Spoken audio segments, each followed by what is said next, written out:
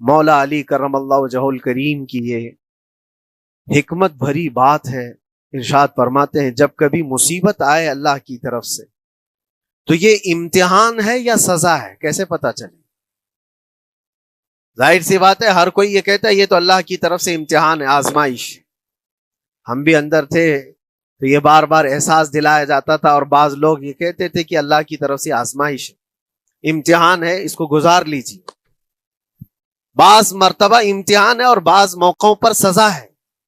اور سزا کب ہے اور امتحان کب ہے یہ کیسے پتا چلے؟ بہت بڑا فارمولہ ہے. قرآن عظیم میں اللہ رب العزت ارشاد فرماتا ہے وَقَلِيلٌ مِّنْ عِبَادِيَ الشَّكُورُ، میرے بندوں میں شکر کرنے والے بہت کم ہیں. اور یہ بات صحیح ہے کہ بندے پر بے شمار نعمتیں اللہ تعالیٰ عطا کیا ہے، بے شمار ہیں. وَإِن تَعُدُّوا نِعْمَتَ اللَّهِ لَا تُحْصُوهَا، اگر تم اللہ کی نعمتوں کو گننا چاہو گے تو شمار نہیں کر سکو گے. شیخ سعدی رحمۃ اللہ تعالی علیہ فرماتے ہیں کہ تمہارا ایک سانس لینا بھی نعمت ہے، سانس کا باہر نکالنا بھی نعمت ہے. اور اگر صرف سانسوں کی نعمتوں کا شکر ادا کرنے پر بندہ بیٹھ جائے تو پوری عمر اس کی تمام ہو جائے. باقی نعمتوں کا کیا ہے؟ بے شمار نعمتوں سے نوازا ہے اللہ تعالیٰ نے. لیکن انسان کی فطرت میں یہ بھی ہے کہ کبھی ایک چیز کی کمی محسوس ہوتی ہے تو وہ واویلا مچاتا ہے، بہت شور کرتا ہے کہ مجھے یہ تکلیف ہوئی، وہ تکلیف ہوئی. اس کے صحت کے زمانے کو وہ یاد نہیں کرتا، مصیبت کے زمانے کو بہت جلدی یاد کرتا ہے. اسی لیے شکر گزار بندے بہت کم ہیں. عادت یہ ڈال لیں جب مصیبت آئے، کوئی تکلیف آئے تو ہمارے اندر یہ احساس پیدا ہو جائے کہ میرے گناہ اس سے بھی بڑی مصیبت کے لائق تھے، اللہ نے کم مصیبت عطا کی. جب کوئی بیمار ہو جائے، جب کبھی کسی آفت میں مبتلا ہو جائے تو یقیناً درد تو ہوتا ہے، آدمی سہن نہیں کر پاتا، لیکن احساس دل میں یہ پیدا کرے اگر وہ انصاف کرنے پر آئے رب تبارک و تعالی میرے ہر گناہ کے بدلے بڑی بڑی سزائیں دے سکتا ہے، میں چھوٹی سی سزا میں ملوث ہوں، اللہ کریم اس کا شکر ہے. اسی طرح سے میرے عزیزو ایک بات میں آپ کو بتاتا ہوں، خاص طور پر ہمارے قید کے زمانے میں بہت سارے ایسے قیدی جیل کے اندر جانے کے بعد ان کے حالات ایسے ہو جاتے ہیں، وہ نا امید اور مایوس ہو کر کفریہ جملے بکنے لگ جاتے ہیں. ان کے حالات ایسے ہو جاتے ہیں کوئی خدا نہیں، اگر ہوتا تو ہماری سنتا. بہت کچھ عبادتیں بھی کرتے ہیں، نہیں جب قبول ہوتی ہے تو مایوس ہو جاتے. تو یہ تو اندر کے حالات ہیں، باہر بھی کسی کے ساتھ ایسا ہو سکتا ہے. میں تو 10 سال سے دعا کر رہا ہوں، اولاد ہی نہیں ہوئی، کوئی یہ کہتا ہے. شادی ہو گئی 10 سال ہو گئے، بچے نہیں ہو رہے ہیں. کوئی یہ کہتا ہے کہ میری بیٹی کا رشتہ ہی نہیں ہو رہا، ہر وظیفہ کر لیا، ہر دعا کر لیا، پھر یہاں سے نا امیدی، ناشکری. یہ جملے انسان کو کہاں تک پہنچا دیتے ہیں. ایک بات میں آپ کو بتاؤں، مولا علی کرم اللہ وجہہ الکریم کی یہ حکمت بھری بات ہے. ارشاد فرماتے ہیں جب کبھی مصیبت آئے اللہ کی طرف سے تو یہ امتحان ہے یا سزا ہے؟ کیسے پتا چلے؟ ظاہر سی بات ہے ہر کوئی یہ کہتا ہے یہ تو اللہ کی طرف سے امتحان ہے، آزمائش. ہم بھی اندر تھے تو یہ بار بار احساس دلایا جاتا تھا، اور بعض لوگ یہ کہتے تھے کہ اللہ کی طرف سے آزمائش ہے، امتحان ہے، اس کو گزار لیجیے. بعض مرتبہ امتحان ہے اور بعض موقعوں پر سزا ہے. اور سزا کب ہے اور امتحان کب ہے یہ کیسے پتا چلے؟ بہت بڑا فارمولہ ہے. مولا علی کرم اللہ وجہ الکریم فرماتے ہیں جب کبھی تم پر کوئی مصیبت آئے تو یہ دیکھ لینا ان مصیبتوں کے دن میں تم اگر اللہ سے زیادہ قریب ہو گئے ہو، دعا زیادہ کرنے لگ گئے ہو، وظیفے زیادہ کرنے لگ گئے ہو، تو اس کا مطلب ہے کہ اللہ تعالیٰ تم کو امتحان میں رکھا ہے. اور اگر مصیبتوں کے آنے کے بعد بندہ دور ہو جاتا ہے اللہ سے، پھر وہ بفر جاتا ہے، گناہ زیادہ کرنے لگتا ہے، تو سمجھ لو یہ سزا میں ملوث ہے. اب سب کی زندگی میں یہ مصیبتیں جب آتی ہیں تو خود اپنے آپ کو ریئلائز کرے، احساس کر کے دیکھے کہ مصیبت آئی ہے تو میرے ہاتھ میں تسبیح آ گئی یا پھر گالی گلوچ. مصیبت یا آفت آئی ہے میرے گھر پر تو میں عبادت اور نماز کی طرف زیادہ جا رہا ہوں یا پھر عیش و عشرت کی طرف زیادہ جا رہا ہوں؟ تو تمہیں خود پتہ چل جائے گا کہ تم اللہ کی طرف سے امتحان میں ہو یا پھر سزا میں ہو۔ میرے عزیزو، بہت مقامات ایسے ہیں جہاں پر بظاہر مصیبت کی حکمت ہمیں نہیں معلوم ہوتی کہ کیوں آئی یہ مصیبت، کیوں دی گئی ہے ہمیں ایسی تکلیف۔ اسی کا نام تقدیر ہے کہ اللہ تعالیٰ کے لکھے ہوئے پر راضی رہنا یہ مومن کی شان ہے۔ مومن کو ہمہ وقت اللہ تبارک و تعالیٰ کی طرف سے لکھی ہوئی اس تقدیر پر راضی رہنا ہے۔ آپ کو میں ایک بات بتا دوں، حضرت ابو جندل ایک صحابی ہیں، مکہ مکرمہ میں ایمان لائے۔ رسول پاک صلی اللہ تعالی علیہ وسلم جب ابھی مکہ میں تھے، اس وقت غریب صحابہ کو کفار مکہ، مشرکین مکہ کس طرح سے پکڑ کر مارتے تھے، کیسے کیسی سزائیں دیا کرتے تھے۔ اسی اسنا میں اللہ کے نبی صلی اللہ علیہ وسلم ہجرت کر کے مدینہ تشریف لے گئے، لیکن جو ابو جندل تھے یہ قید میں تھے، قید میں تھے۔ ان کا باپ خود ان کو قید میں رکھا ہوا تھا، اور ایسی قید کہ زنجیریں بندھی ہوئی رہتی تھی، مسلسل کئی سال گزر گئے۔ حضور پاک صلی اللہ تعالی علیہ وسلم کی ہجرت کے 6 سال گزر جانے کے بعد 7واں سال تھا جب آپ کو بتاؤں حدیبیہ کا وہ منظر پیش آیا جس کو صلح حدیبیہ کہا جاتا ہے۔ تقریباً 1400 صحابہ کے ساتھ رسول کریم صلی اللہ تعالی علیہ وسلم عمرہ کرنے کے لیے آئے، لیکن اس وقت مکہ کے کفار و مشرکین مکہ سے تقریباً 35 کلومیٹر باہر دور آپ کا راستہ روک لیا، کہا ہم آپ کو عمرہ کرنے نہیں دیں گے، آپ کے اصحاب کو، آپ کے صحابہ کو ہم مکہ میں انٹر ہونے نہیں دیں گے۔ جنگ جیسی نوبت آ گئی تھی، لیکن حضور پاک صلی اللہ تعالی علیہ وسلم اور صحابہ احرام پہن کر کے عمرہ کرنے کے لیے آئے۔ تو پھر درمیانی راستہ یہ اختیار کیا گیا، حضور پاک صلی اللہ علیہ وسلم نے فرمایا کہ ہم صلح کر لیتے ہیں، کچھ ایگریمنٹ ہو جائے ہمارے اور تمہارے درمیان، جنگ نہیں کریں گے، آج سے جنگ بندی ہو جائے۔ تو کفار مکہ اس بات پر راضی ہوئے، اور اس کے بعد صلح، جس کو کہتے ہیں صلح حدیبیہ، یہ بہت مشہور ہے۔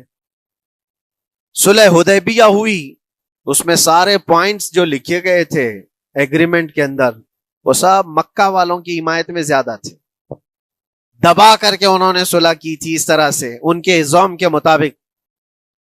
یعنی اگر کوئی مکہ سے بھاگ کر مدینے جائے تو انہوں نے ایگریمنٹ میں لکھایا تھا کہ آپ کو وہ شخص ہمیں واپس کرنا پڑے گا، اور اگر مدینے سے کوئی بھاگ کر ہمارے پاس آئے تو ہم اس کو اپنے پاس رکھیں گے، ہم باہر واپس نہیں بھیجیں گے۔ تمہارا کوئی آدمی ہمارے پاس آ گیا بھاگ کر کے، یا ہمارا ہی وہاں رہنے والا کوئی آدمی آ گیا آپ کی امان سے نکل کر کے، تو ہم اس کو اپنے پاس رکھیں گے۔ ایسی بہت ساری شرطیں تھیں۔ میں کیوں کہہ رہا ہوں یہ بات سن لیجیے۔ یہ صلح حدیبیہ ہو گئی، ایگریمنٹ ابھی لکھا جانا تھا۔ وہ ابو جندل صحابی جو کئی سالوں سے مکہ میں قید میں تھے، زنجیریں توڑ کر کے وہ باہر نکل آئے، اور جب ان کو یہ خبر ملی کہ مکہ سے 35 کلومیٹر دور اللہ کے نبی صلی اللہ تعالی علیہ وسلم اپنے صحابہ کے ساتھ پڑاؤ ڈالے ہوئے ہیں اور تشریف لانے والے ہیں، کسی طرح بچ بچاتے ہوئے وہ وہاں پہنچ گئے حدیبیہ کے مقام پر۔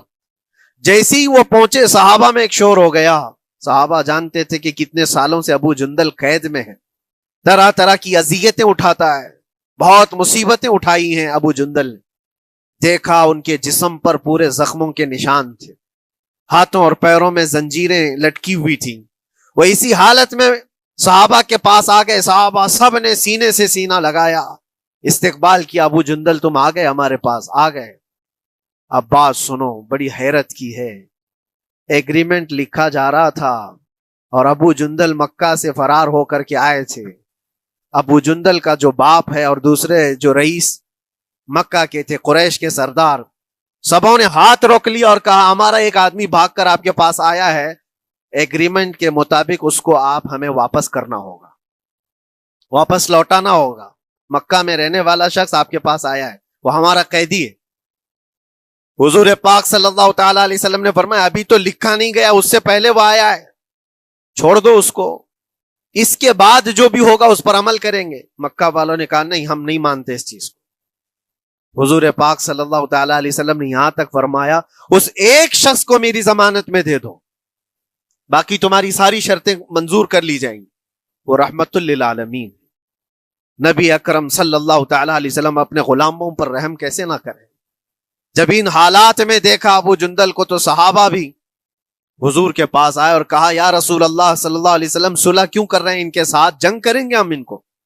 ہم نے بدر میں، احد میں، خندق میں ان کے ساتھ جو مقابلے کی ہمیں تجربہ ہے، ہم ان کے پرخچے اڑا دیں گے، آپ اجازت دیں ہم جنگ کریں گے. اللہ کے نبی فرماتے ہیں میں جو دیکھ رہا ہوں وہ تم نہیں دیکھ رہے ہو. اللہ کا حکم نہیں ہے جنگ کرنے کا، صلح ہے.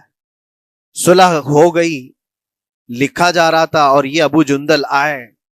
آپ جب حضور پاک صلی اللہ تعالی علیہ وسلم نے فرمایا ٹھیک ہے ایگریمنٹ کے مطابق ابو جندل کو مکہ واپس بھیجنا پڑے گا، اتنا فرمایا تھا حضور نے، ابو جندل دھاڑے مار مار کر رونے لگے اور صحابہ کو جا کر کے اپنے زخم دکھانے لگے کہ دیکھو مجھے واپس بھیجا جا رہا ہے، مجھے واپس بھیجا جا رہا ہے.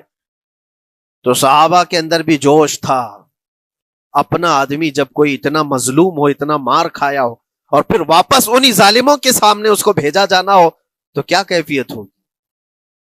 تو وہ ابو جندل سارے صحابہ کے بیچ میں چھپ چھپاتے ہوئے رو رہے تھے. اللہ کے نبی صلی اللہ علیہ وسلم تشریف لائے اور فرمایا ابو جندل میں کہہ رہا ہوں واپس چلے جاؤ، واپس جاؤ، مکہ جاؤ.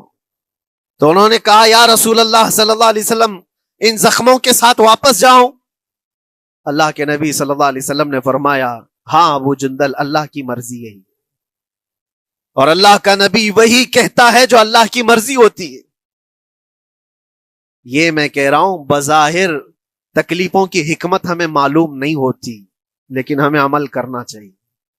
نبی پاک صلی اللہ تعالی علیہ وسلم کا جب حکم ہوا، ابو جندل انہی زنجیروں کے ساتھ ان کے باپ کے حوالے کر دیے گئے. وہ گھسیٹتے ہوئے لے جا رہا تھا، گھسیٹتے ہوئے واپس انہی قیدیوں کی طرح لے جا رہا تھا. سب کی آنکھوں میں آنسو تھے، لیکن حکمت الہی کیا ہے یہ کون جانتا ہے. بظاہر اللہ تبارک و تعالیٰ کی طرف سے یہ دی ہوئی آزمائشیں، یہ تکلیفیں، اس کی حکمت وہ بہتر جانتا ہے. جب ابو جندل کو واپس کیا گیا ایک سوال اٹھتا ہے میرے عزیزو. یہ میں قید کی حالت میں رہ کر کے ایک شخص نے مجھ سے سوال کیا تھا آپ تو اللہ کے نبی صلی اللہ تعالی علیہ وسلم کی ناموس کی بات کرتے ہو، حضور کی محبت کی بات کرتے ہو، ان کے عشق کی بات کرتے ہو، اور یہ بھی کہتے ہو کہ نبی پاک صلی اللہ تعالی علیہ وسلم دستگیری کرتے ہیں، اپنے غلاموں کی مدد کرتے ہیں، تو اتنے دنوں سے کیا آپ نے حضور کو نہیں پکارا؟ کیا رسول پاک صلی اللہ تعالی علیہ وسلم سے محبت اور عشق کی بات کے بعد آپ نے بھیک نہیں مانگی؟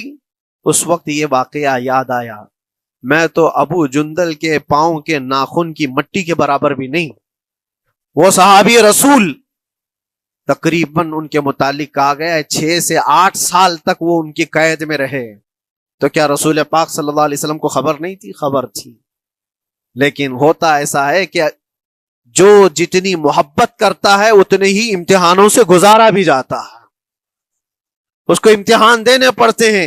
اسی لیے بار بار میں یہ بات کہتا ہوں، حضور پاک صلی اللہ تعالی علیہ وسلم کی ناموس کی بات کرنا، عظمت رسالت کی بات کرنا، یہ حلوے پراٹھے کھانے کا نام نہیں ہے. یہ شہادت گہے الفت میں ہے قدم رکھنا.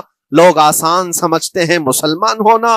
حضور پاک صلی اللہ تعالی علیہ وسلم کی شریعت طاہرہ کو بچانے کے لیے ہی تو، حضور کی ناموس کی حفاظت کے لیے ہی تو مولا امام حسین نے اپنی گردن دے دی، اپنے بچوں کی قربانی دے دی، اپنا عیش آرام سب تیاگ دیا.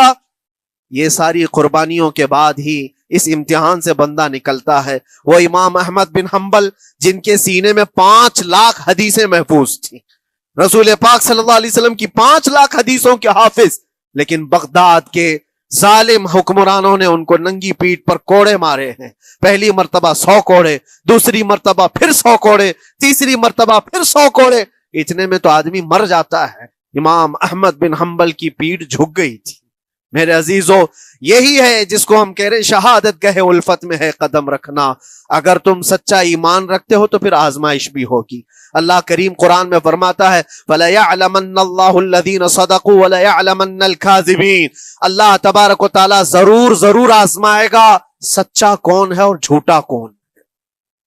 مصیبتیں آئیں گی، آندھیاں آئیں گی، لیکن جمے رہو، ڈٹے رہو، اللہ رب العزت سے کبھی بھی اپنا رشتہ نہ توڑو، اور جو تمہارے اندر ایمان ہے، توکل اور یقین ہے، ذرا برابر بھی فرق آنے نہ پائے۔